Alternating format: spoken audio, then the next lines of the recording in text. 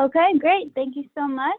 And welcome everybody to our webinar today, AmeriCorps NCCC, with the topic of the application and selection process. So thanks everybody for attending. We're thrilled with the turnout so far, and we may have a few more trickle in as we get started today. We hope everybody's staying safe and healthy and coping well with the current pandemic. We'll go ahead and get started with some introductions. So first of all, my name is Jackie DeLude, and I'm a member of the recruitment team at AmeriCorps NCCC. So if you've seen any outreach, perhaps via email or in social media form, maybe reminding you to complete your application, that was likely from me, or I maybe had a hand in creating that content. I'm also based in the Philadelphia area, so shout out to anybody in Philly. I'll let my panelists now introduce themselves as well. Hi, everybody. My name is Scott Beach, and I work for the Medical Services Unit at AmeriCorps NCCC. I work in the pre-service department with a nurse screener, and basically we work with every single person who is invited to serve for any campus to do a medical screening.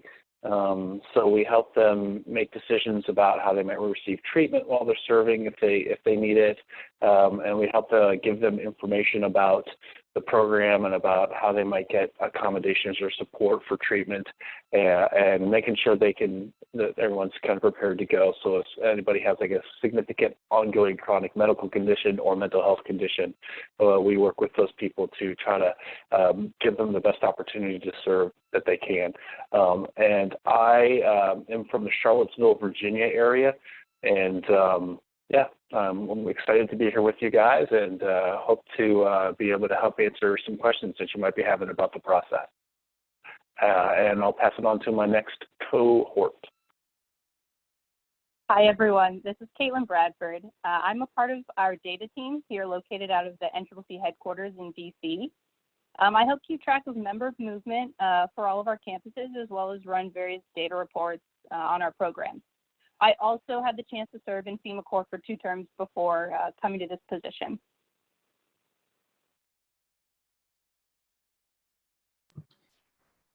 Hi, this is Mary Hull. I'm from Atlanta, Georgia. I'm with the Medical Services Unit. I work on the in-service side, meaning helping people access care, get medical services, or address issues when they're in their service year, so during their time in service.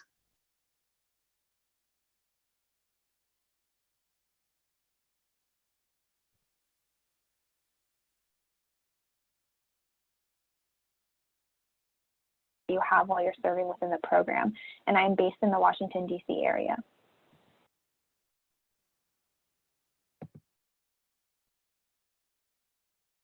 Hi, everyone. My name is Allison Payne. I am a member of the selection and placement team, so I am very happy to be with you all today during this webinar.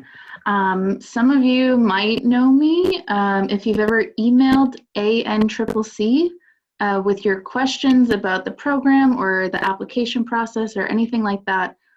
It was probably me or one of my my coworker Rachel who answered you if you have applied, or if you send in your clearance paperwork or anything. It would be me who receives it and processes it and helps you get through to the next steps. Again, very happy to be here with you all today.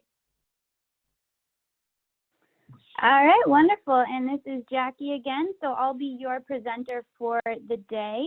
As our title suggests, we are going to be talking for the most part about the application and selection process. So this is going to be the most beneficial for the folks who have already sort of decided that they'd like to apply and are kind of in the midst of going through those steps.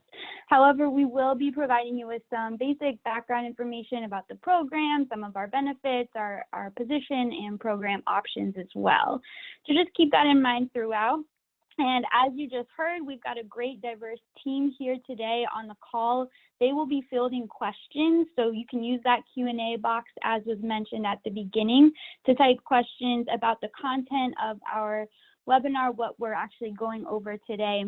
At any time, they may answer you in real time by typing back to you in that box, or they may save your question to be answered live at the end. We'll have a Q&A session, time permitting, at the end as well. So with that, we can go ahead and get started with our first poll. We'll be putting up poll number 1. So have you attended another event with us, another webinar? We've only done a few, so we just want to get a sense of where you're coming from and whether you've got any experience with us.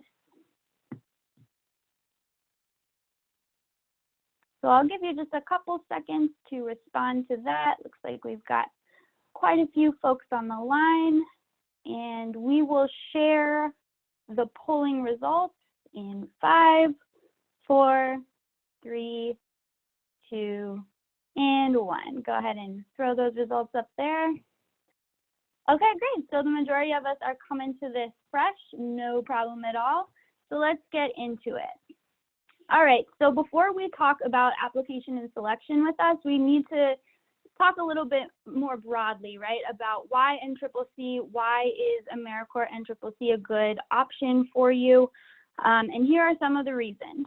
So first, NCCC is one of the many AmeriCorps programs, but we are unique because we give you the opportunity to learn a lot of great leadership skills while you're serving with us. So you're getting prepared for your career, your next step in your academic life, if that's what you're going for, and you're learning to work with a lot of different people along the way. A lot of people also find that this is a very transformative experience. So you're learning, you know, to live from far away from home, maybe away from your parents for the first time. Personally, you know, you're meeting people from a lot of different backgrounds.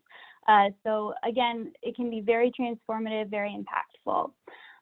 With regard to impact, you are going to see the fruits of your labor, right? So the communities that we're working in are very diverse. They have very diverse needs all across the country. And a lot of the work that we're doing is very important. Sometimes it's very urgently needed. So not only do you get to do great work, but you really get to see the impact of the work that you're doing. And then finally, you are going to be able to prepare for your career. As I mentioned, we give you a lot of great skills, leadership skills, in addition to some technical skills as well, depending on the types of projects you're working on, in addition to an education award, which you earn upon successful completion of the program. And that's a little over $6,000 to be used for you know, your loan payments or future tuition expenses. So those are all really great benefits and great reasons to join AmeriCorps NCCC. So let's talk more in depth here about the structure and some of the program options that we have, okay? So as you can see there, NCCC stands for National Civilian Community Corps, and we do have 2 separate program options for you. They're all under the NCCC umbrella here, but we have Traditional Corps and FEMA Corps, all right? So Traditional Corps there on the left in green is sort of our original experience. It is very demanding, but you're gonna be completing mostly hands-on projects.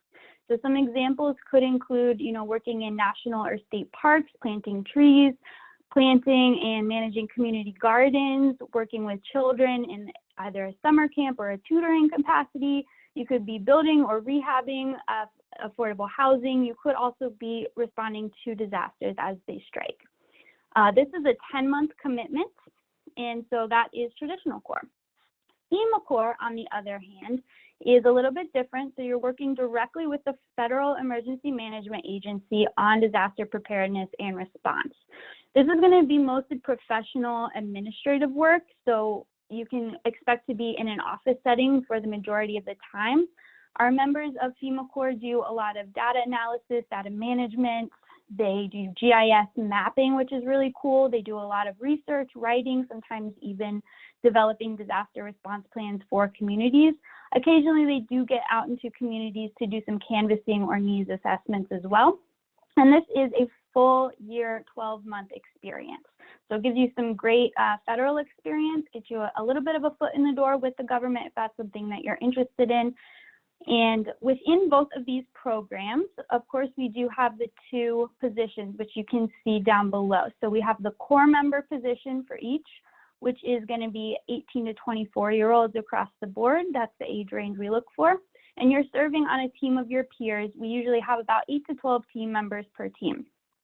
The other position is the team leader experience. And this is really a very high level, high responsibility role. It's kind of what we call the ultimate supervisory experience. So if you've got some supervisory background or leadership background in already, we would encourage you to apply.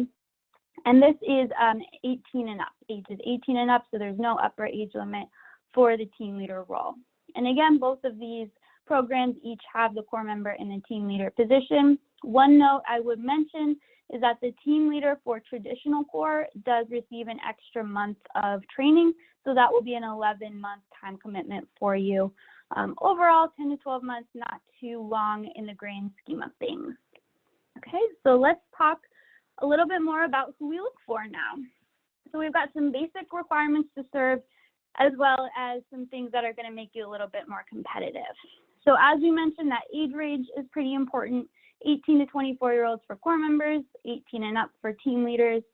If you would like to serve in traditional corps with us, you do need to be either a U.S. citizen, a U.S. national, or a lawful permanent resident of the United States. If you're interested in serving with FEMA Corps, we do need you to be a citizen.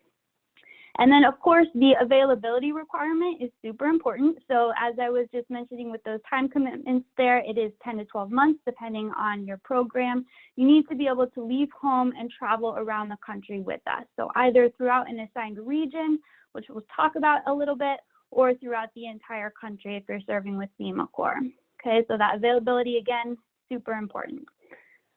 And then what will set you apart? So if you want to kind of make your application a little bit more competitive, that demonstrated commitment to community service is very important.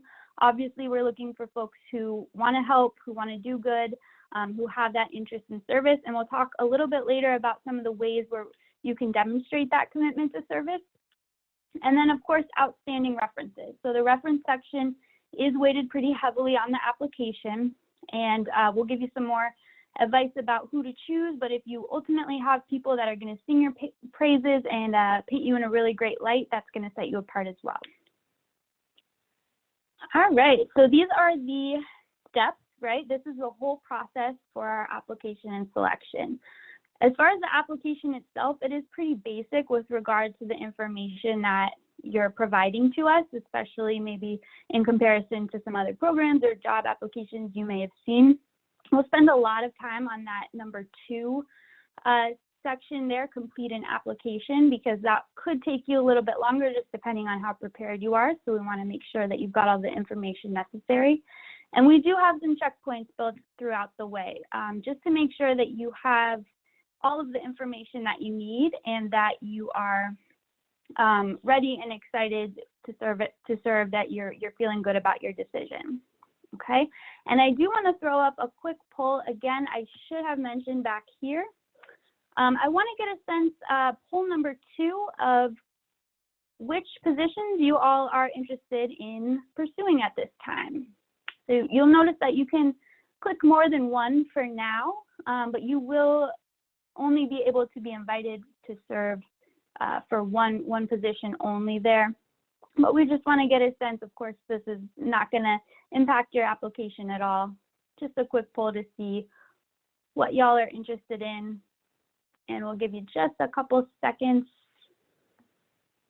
to fill that in. All right, so let's throw up the polling responses in 3, 2, 1. Perfect. All right, so yeah, good mix. Looks like a lot of people are interested in traditional corps. As a corps member, we've got some deadlines coming up that we'll talk about in a few moments, but from there, we'll keep it moving. All right, so let's get started back to our process here.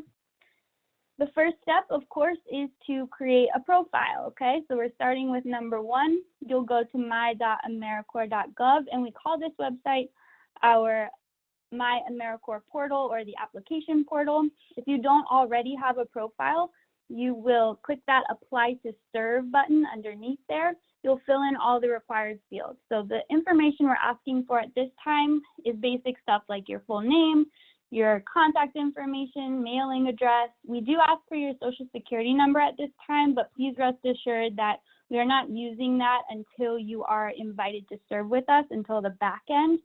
We will use that for your initial background check, but in the meantime, we ask for that and we keep it completely secure and confidential. So we just want to lay any worries there from the beginning. Once you've filled in all the required fields, you'll check your email, you'll verify your email address, and once that's done, you can log back in to your profile and go ahead and start the application, which is step number 2. So we're going to sit here on completing the application for a while. The application has 8 sections, as you can see, and everything does need to be filled out fully and completely in order for you to be able to submit that at the end. If you're interested in sort of a self-study situation or seeing things visually, we do have a visual application guide, which can be found on our website. We may be able to have one of our panelists put that link into the chat box for you all, but if not, we'll send that out as part of the follow-up email to this webinar so that you can have that if that's kind of how you prefer to go about the process. So let's get started. A little bit of a word on the navigation features of our portal. So once you log into your profile, you'll see this page here. You'll click the applications button on the left-hand side panel there, and then you'll click Create Application. So once you do that, those steps at the top will appear where it says motivational statement, skills and experience, etc. And once you fill in each section completely, you will see that box, that a checkbox appears there in that box, so that you can kind of keep track of where you're at and what maybe you still need to return to. So you can see this person needs to go back to their education section because that is either not filled in or not filled in completely. So the first section is the motivational statement, of course, and that is really your opportunity to tell us a little bit about yourself, tell us your story, who you are. You want to answer the questions, why are you interested in serving with AmeriCorps NCCC, and what makes you think you would be a good fit, or why would it be a good fit for you? Okay, so why would you be an asset to our program? And we want to really make sure that you have an understanding of what the program entails, what you're getting into, and really just to get to know you a little bit better. We would recommend that if you're typing this out, go ahead and open a Word document on your desktop or a different word processing application if you like, so that you can save as you go. And then once you're ready, you can copy and paste it into this text box that you see in the screenshot here.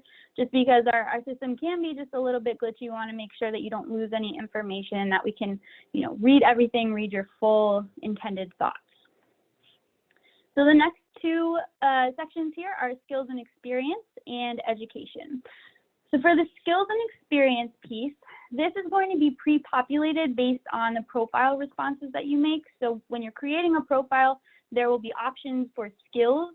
Some examples include leadership, teaching and tutoring, business and entrepreneurial skills. So all of those, you'll check off the ones that you have gained throughout your career thus far.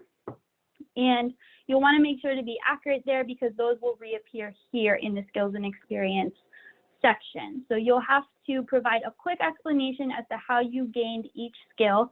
So for example, if you're checking off teaching and tutoring, you may say something like, I tutored 3rd graders for 3 years during high school in the areas of math and reading, something like that, just to give us a sense of how you got there, what your background is like. You cannot leave any skill blank, and so if you see something there that pops up that you really don't know how that got there, or you don't actually have that skill, you'll just need to go back into your profile and make that adjustment.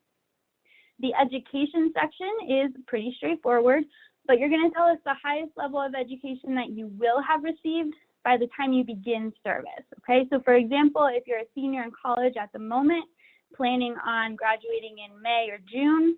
The next 2 start dates are in the summer and the fall. So you'll say that you will have gained a bachelor's degree or your college degree by the time you begin serving with us.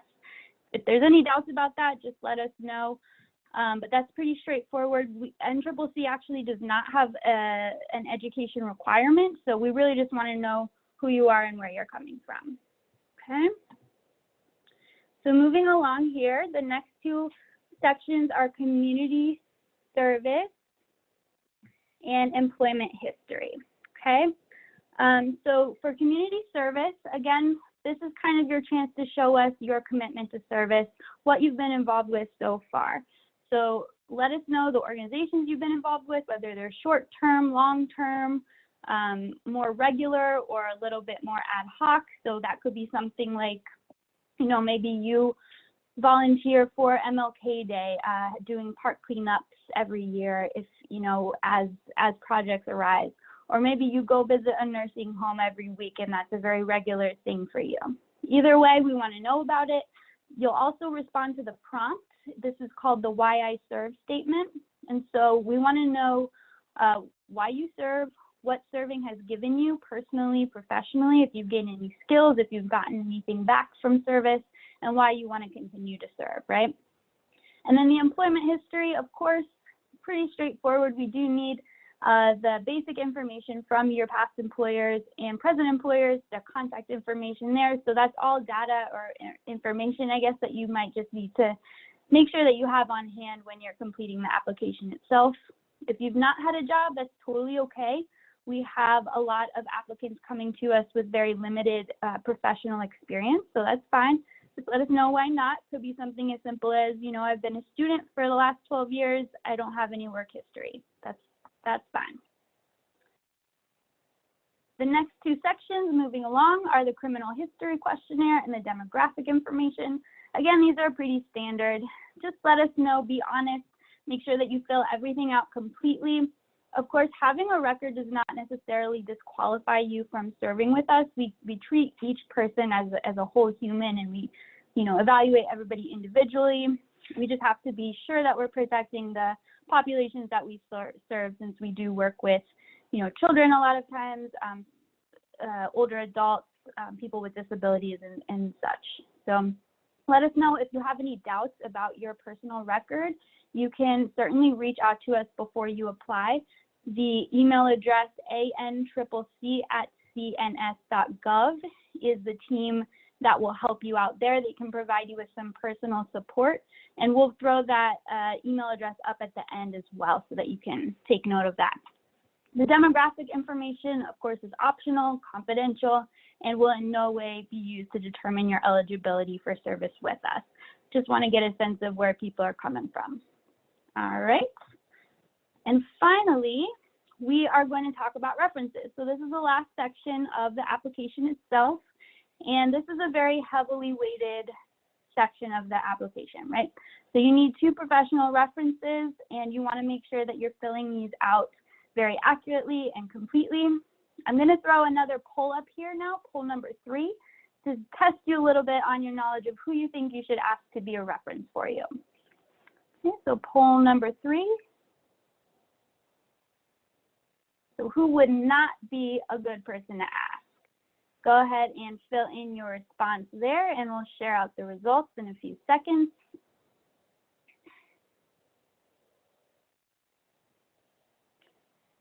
All right, we'll share the polling results in 5, 4, 3, 2, and 1. Okay, great. So the majority of you did get it right. You are not going to want to ask your closest friends to serve as a reference for you.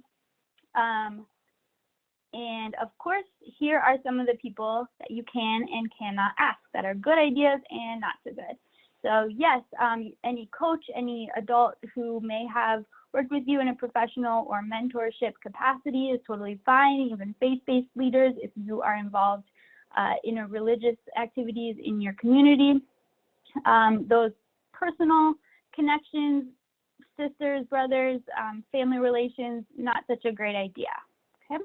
So as I mentioned, you do need 2 of these. You'll fill in all the information for these references in the application itself. As you do that, those lines will appear there where it says test, test on your screen now. And once you do that, you'll need to select each one. So you'll click those check boxes in the select column there just to make sure that you're attaching those references to your application. And again, making sure that that information for them is up to date and accurate is super important. This is also a great time to just reach out to those people with a quick personal note, letting them know that you're thinking that you're applying and that, you know, here's some information about AmeriCorps and CCC so that they can kind of get a sense of what you're going for. Again, the folks that are really singing your praises are going to make you stand out and make you shine on this application process. So once you're done with that, you can click finish the application and we will move forward.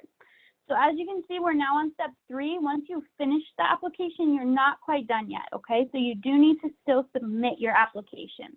And we do that because the My AmeriCorps portal is used for all AmeriCorps programs. There are hundreds of them. And so you do need to indicate which program you are interested in pursuing, and you do that by attaching your completed application to a program or what we call a listing, okay? And you can find our listings by either searching in the portal. You can just check AmeriCorps NCCC and all of our open listings will come up. You can go to americorps.gov/NCCC and navigate to the portal that way as well. Either way, we might recommend that you bookmark your preferred listing prior to actually starting the application just so that you can find it easily. If you're navigating to these listings in any way, you will just want to make sure that you are logged into the portal so that you can see the Apply Now button. Okay, so that Apply Now button is what you'll click. You'll make sure all the start dates, responsibilities are going to be the best fit for you. You can apply to multiple positions at a time, as I mentioned earlier, but of course you can only be invited to serve for one position at a time, okay? And just a hot tip, this is a great time to remind your references to complete their forms. It's just gonna be an email we send them with a form to fill out. They'll send it back to us, pretty low lift there. So once you've done that, you have submitted your application. And the next step is going to be eligibility, okay? So within 1 week of submitting the application, you're going to want to, stay close to your computer, keep checking your email, make sure you're checking your mail as well, because we're going to send you via email and snail mail a packet letting you know some very basic information and next steps. So you'll want to read all of that thoroughly, and you'll need to complete at this time the eligibility questionnaire. So this is just a series of questions, yes or no, that we ask you to make sure that you understand all of the specifics of the program so that you can move forward to the assessment piece. You can complete the eligibility questionnaire via phone, email, or regular mail, whatever is most convenient for you. I will say if you just call that 1-800 number when you get the instructions, it will probably take you about 15 to 20 minutes to complete it, and then we'll move you forward right away. So at that time, our team will review your application. You'll be contacted again by email once your assessment is complete. So at that time, you can kind of get ready. You'll know that you're going to be receiving a decision one way or another pretty soon after that. And that leads us to the receiving the invitation step. So step number 5, we will let you know either way, no matter what we decide for you. Of course, the preferred decision there is the invitation. So we'll invite you to serve. We'll assign you to a campus. We have 4 regional campuses where we send members. So those are located in Sacramento, California, Aurora, Colorado, Vinton, Iowa, and Vicksburg, Mississippi. You are not able to choose your campus at this time. We will assign that to you, but you should know that you won't be necessarily spending a whole lot of time at the campuses themselves. You'll be out in the field doing the good work that we are asking you to do. The other options are to be placed on a wait list, at which point we'll still have you go through the rest of the clearance process just so you're ready. We'll invite you on an as needed or a space allowing basis. And we'll also let you know if we are rejecting your application outright. You'll follow the instructions if you are invited to serve in your invitation email so that you can accept your invitation to serve. You will need to formally accept that in order to move forward, and then we'll guide you through the clearance process itself. Okay, so we're going to just take a quick interlude to talk a little bit about the team leader application. The team leader process is pretty similar, just with a couple of variations here. So in the application itself, there are 2 additional response questions that we'll ask you to do. We want to make sure that you've got some actual leadership experience so that you're well equipped to lead a team of your peers. We'll also have you fill out a team leader questionnaire, which is just 17 yes or no questions. And so you'll do that instead of the eligibility questionnaire that I just mentioned for core members. So that is one significant change. And then as far as your eligibility process goes, if you're interested in being a team leader, our headquarters staff are going to do just a quick review of your application to make sure it's complete. They'll then send it to our regional staff. They'll review your application, and if they're interested in speaking with you, they'll reach out to you directly to do a phone interview, and they'll invite you to serve themselves. I think some do it via phone, some maybe do it via email, but you'll accept that offer to serve, and then you'll receive an invitation packet, and everything else is pretty much the same from there. Okay, so that leads us to the clearance process. We do have several clearance forms that you'll need to fill out. There are 3 initial ones. That is the fingerprint card.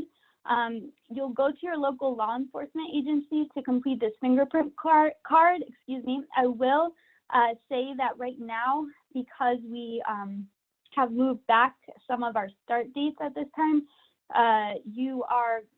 if you're going through this process at the moment and you're at this step, our team is being a little bit more flexible in their deadlines around getting those fingerprints back. So we'll just have you work with the team individually on when your updated deadlines will be, and you should have already heard from them on that. The second one is the health assessment. So this is your assessment and planning form. We want to make sure that you're set up for success health-wise for your service, as well as making sure that you've got all the vaccinations that are necessary. And then finally, there is a quick online survey that you'll need to fill out, our invited applicant survey, to make sure that we've got you covered. If you're serving in AmeriCorps, there are 3 additional forms. Their clearance process is just a little bit more rigorous as an agency. So that's how that goes. We just want to recommend that you be vigilant, be constantly looking out for our communications and respond in a timely manner. Also, always a good idea to make sure that your contact information is up to date at various points throughout the service, throughout the process. Finally, once you become medically and legally cleared, you will prepare for service. So congratulations, you'll get your onboarding message. There are a few forms that you'll need to fill out with just some information, as well as some acknowledgments. So please do review that information thoroughly. That's what we would highly recommend. There's an optional online onboarding training as well that will really prepare you best for your service. And then you'll also be able to connect with your fellow invitees via Facebook. We usually have a lot of class or cohort specific groups pop up.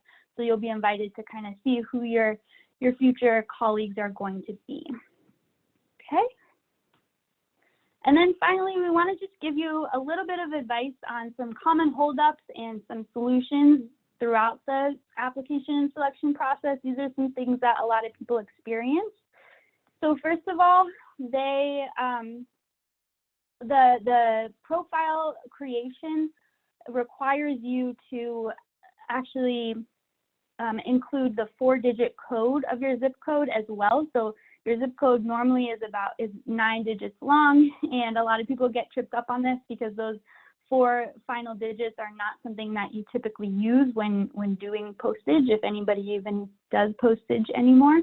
So that USPS USPS lookup tool is right there. That link can be found on there. You can also just Google the 4-digit codes, and that'll come up. It's a really quick tool. Of course, these slides will also be shared with you so that you can access this easily. The next issue that is pretty common among applicants is that a lot of folks are disqualified just automatically for failing to meet their deadlines to complete their application, or I'm sorry, their eligibility questionnaire. Okay, so in order to kind of combat this, we want to just make sure that you're on the lookout for this. We say within 1 week you'll receive instructions on this step, but a lot of times it is a little bit sooner. Our selection and placement team is excellent, and so they're very responsive. They'll probably get back to you pretty quickly. So just take action on that. We recommend you just get it out of the way right when you get the instructions. And then finally, the medical and legal clearance process can be confusing and maybe a little bit burdensome for some people. Can take about 2 to 6 weeks, just depending on your situation. So we would recommend making sure you are super thorough, fill out these forms completely, pay attention to all the details and deadlines, and don't forget to sign it, because that will definitely delay your process if you don't include your signature. All right, so these are our common holdups and issues. Of course, they're not completely comprehensive, but we wanted to give you a couple of insider tips and tricks along the way that you can use. We'll throw up poll number 4 at this time. We want to just do a quick understanding check here. So which of the following should you keep in mind as you move throughout this process?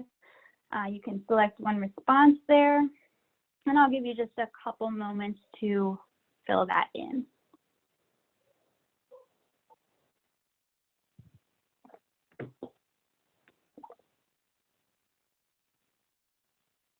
All right. And we'll share our polling results in 5, 4, 3, 2, and 1. Okay, great. So most of you did get that correct. The answer is all of the above. We recommend that you make sure your contact info is always up to date at every point. Check that information, update it if you move, if you're going home from school, whatever it may be. Check your email regularly, respond to our requests from our team in a timely manner, and then just try to be patient and flexible. We move a lot of people through this process. Our team is great and they're very responsive, but sometimes things just take time, so we do appreciate that. And then finally, before we move to our Q&A session here, I'm going to just give you a little bit of information about our application cycle. So this is our basic plan here for the year. And I know it's a lot to look at maybe from the outset, so I'll give you a quick orientation to it. In the left-hand column there, you have the program itself as well as the season that you're applying to. So we have traditional core for TRAD and FEMA core, obviously, for FEMA. We have 3 start dates throughout the year, so fall, winter, and summer. As you can see, the summer lines are in bold there because those are our next deadlines coming up. The position is obviously just core member versus team leader for those roles there. And then the apply column is the application window. So our applications for the summer, just a quick note, were originally intended to have the deadline of March 31st. We are going to extend that to April 30th. Just in light of the recent COVID-19 outbreak, we are extending that deadline so that you still have a little bit more time to apply. We are, however, planning on continuing with that initial plan of having folks start in June and July of this year. Okay, so if we have any programmatic changes, of course, we'll notify folks via email, social media, and of course, if you're invited to serve with us by that time, we'll let you know in various methods as well beyond that. But those are our sort of plans for the moment, and we're just playing it or taking things as they come at this time. Okay, so that's our application cycle. As you can see, the next one will be in the fall, and we do not have FEMA core classes starting in the fall. So if you want to serve in FEMA, either do it starting in July or you'll go ahead and wait until next winter in March.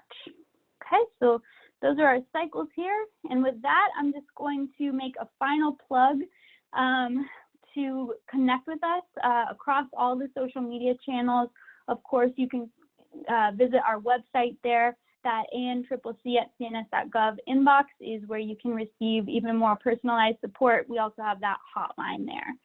Okay, so we would just, again, recommend you connect with us, and we will go ahead and turn it over to the Q&A portion of this webinar at this time. Looks like we've got about 20 minutes to answer some questions, and so I've seen them coming in, but with that, I'll go ahead and turn it over to my colleague to facilitate that portion.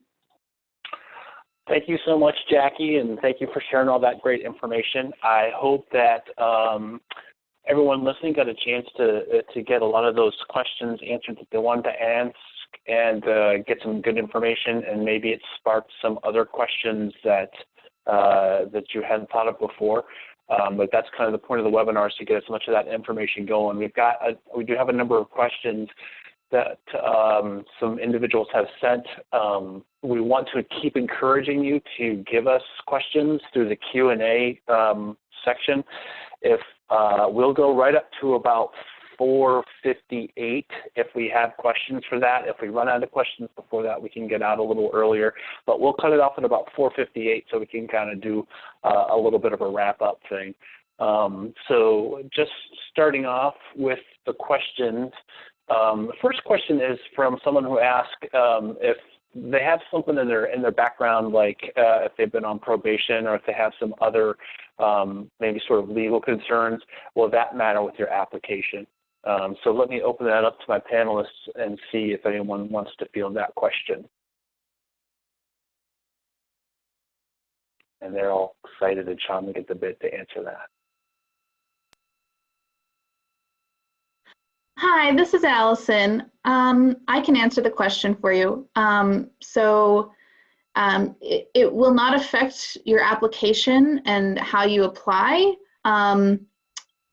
So feel free to complete and submit your application to us. You'll be assessed and you'll receive an invitation. But there is a process with fingerprints. So once those are sent out, if it comes back with issues or anything, you will be notified. And it's really on a case-by-case basis what happens with that. But I mean, you can apply, but if there is something in your background, it will depend on what that is. Thanks a lot, Alison. And I'll just tack on to that too, two kind of points. So one is that I do understand that if that doesn't mean don't apply and that you won't get invited, because I do understand that we invite into our program people who do have things on their record or whatnot. So we're not by any stretch of the imagination saying don't apply because of that, because we'll still work with people. The other thing that I'll say too is that the two types of programs, so we have a traditional program and the FEMA program, and because the FEMA program works with a more vulnerable population, and it's also sort of a separate federal entity, they do have a little bit more of a more restrictive legal screening procedure than the traditional process does. So if there is a concern, you might want to consider trying to do traditional. So hopefully that'll answer your question. So thank you. I'm going to switch up to the next one. Another kind of good question that we thought everyone might be interested in hearing the answer to. Someone asked, can you switch teams if needed? Who wants to speak to that?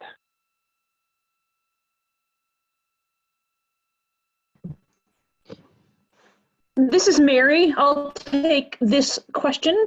I think, again, it's a case-by-case type of situation. What would the reason be? I mean, is there justification? Is it a helpful thing? So it would be a case-by-case response and answer to that. Sometimes it's better for a member to switch teams, can certainly be requested, and then if that can be accommodated for the good of the team and the good of the Corps, then of course it would be considered. Great, thanks, Mary. And I'll also add to that, thank you, Mary, that Some campuses, some regions will actually switch their teams up throughout the service year, just depending on which region you're assigned to. So that could just very well be a part of your regular service, switching teams, getting to know different people and how to work with people from different backgrounds. Great, thanks, Jackie. Yeah, so the best policy that is if you do have a concern, we do want you to try your best to work things out with your team and your team leader, and sometimes the team leader might involve a unit leader for some challenging situations.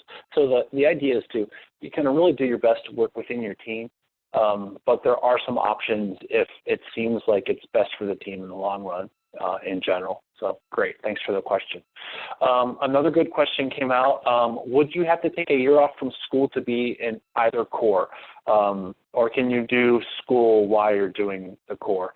And I'll see if anybody wants to field that question. Yeah, so this is Jackie again. As I mentioned towards the beginning there, we have that availability requirement. So this is a year, 10 to 12 months of full-time service during which you're serving away from home, you're traveling around. And so we do find that it is a lot of times a great gap year option for folks, and that could include, taking a year off after high school before going to college, a year during college, or even a year right after you finish your bachelor's degree. So wherever it fits in your life, we're certainly happy to consider you, but you will need that full-time availability to travel and sort of be away from home with us for that time. Thanks, Jackie. And to add on to that, I'll just I apologize, Jackie, if you mentioned that in your presentation, but sometimes schools might be willing to work with you, and that could be part of a field study or class study that you might have to do. And you might be able to get some school credit for that too, but that would be something you have to work out with the professor. Alton, what were you going to say?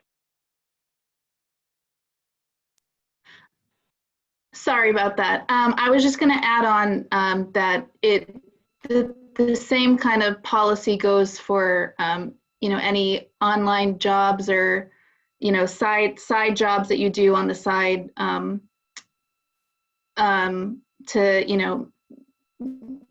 we understand that you think you can do both, but we really encourage your focus to kind of just be on the program, on serving, and on making the biggest difference you can. So along with online schooling or classes, the same goes for any kind of online jobs that you do as well. Yeah, great. Thanks, Allison. And I actually believe that you, as a Corps member, cannot have two sources of income.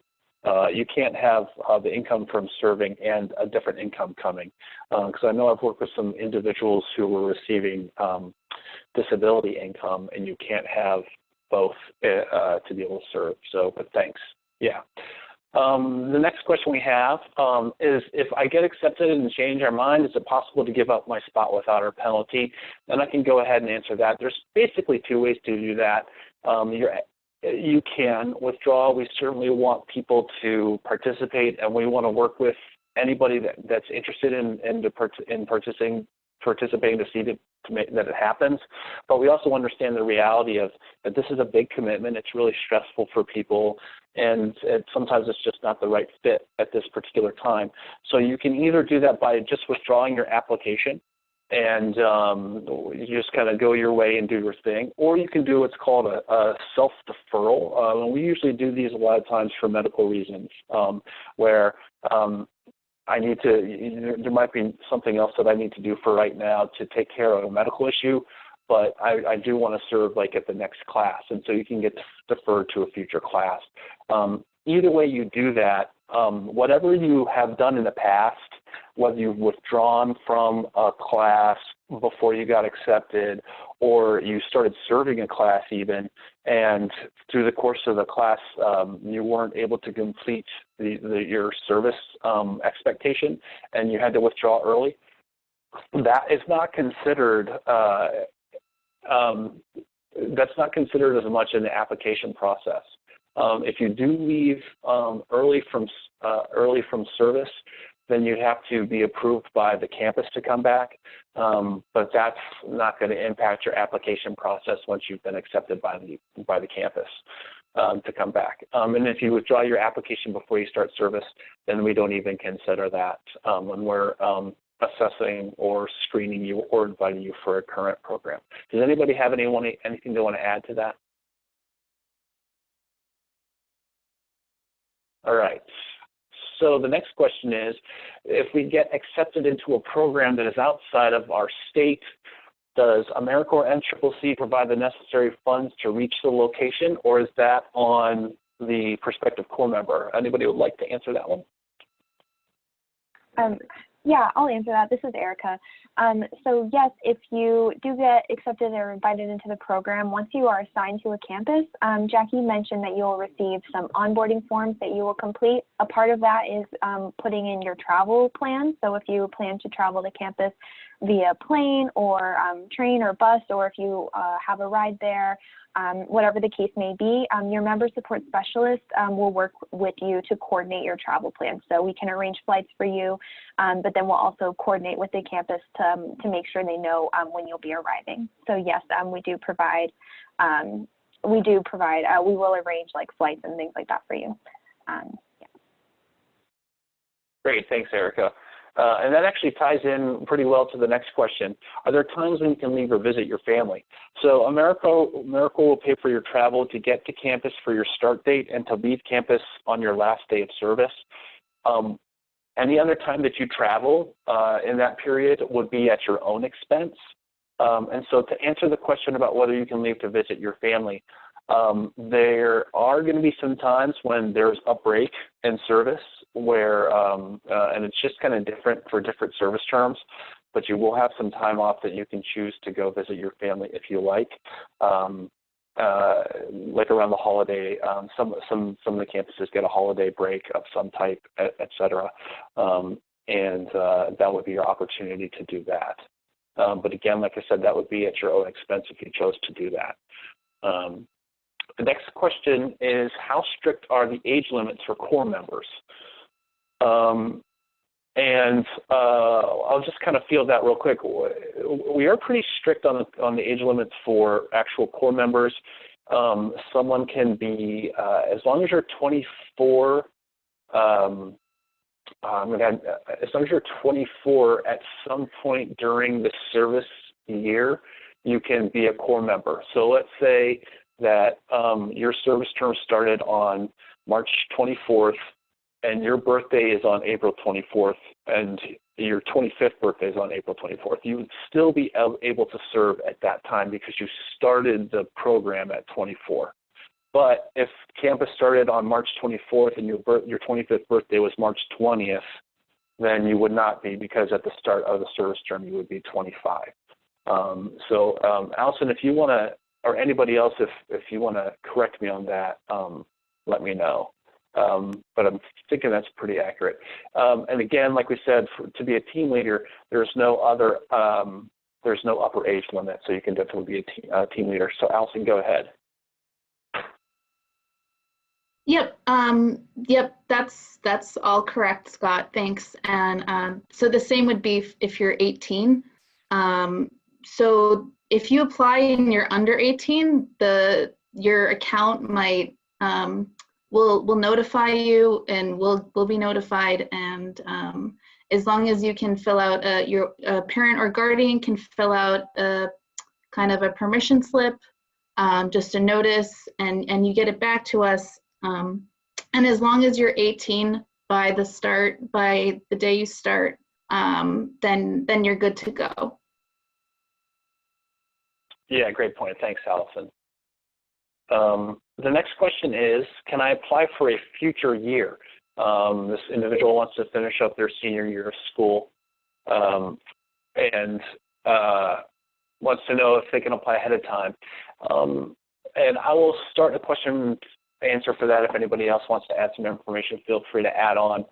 You can fill in your application on the My Portal, whatever you want, and to create your profile. I'm sorry, not your application, your profile. So you can create your profile whenever you want, and then you can apply to whatever positions are available. So right now we're only applying for the next available service term. So if you went on right now, you could apply for the summer 2020 service term, but we haven't started accepting applications for the fall 2020 service term yet.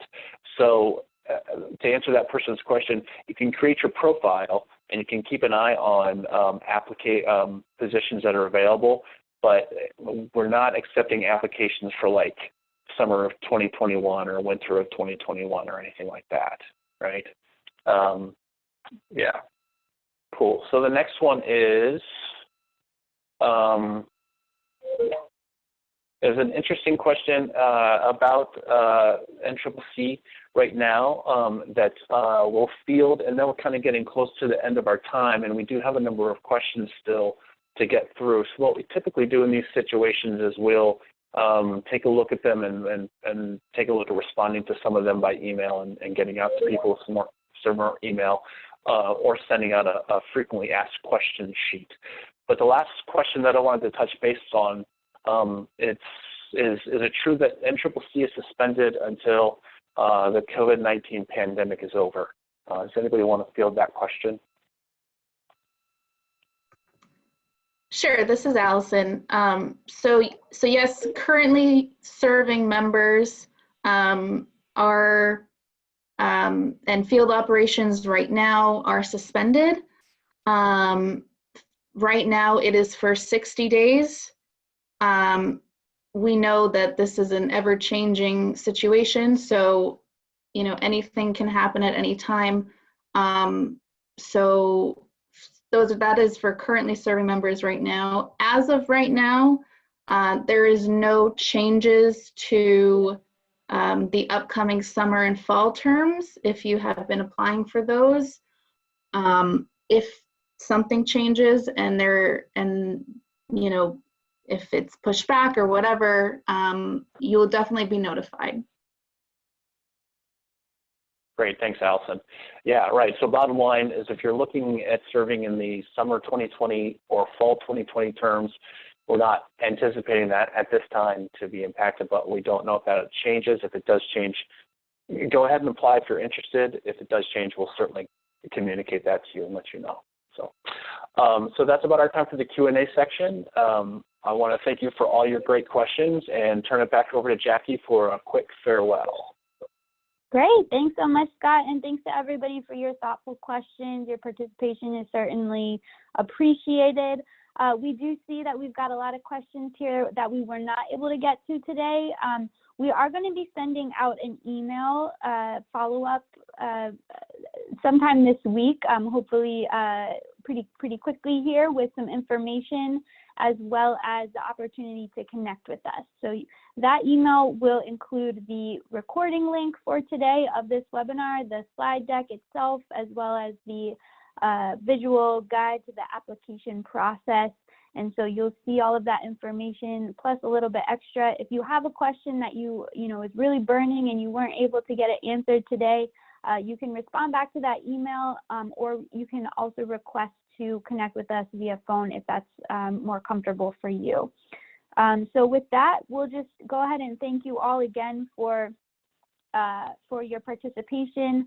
Look out for that email from us. We'll be in touch, and everybody hope that you're staying safe, staying healthy, and we look forward to reviewing your application soon. So thanks so much, and with that, we'll conclude the webinar.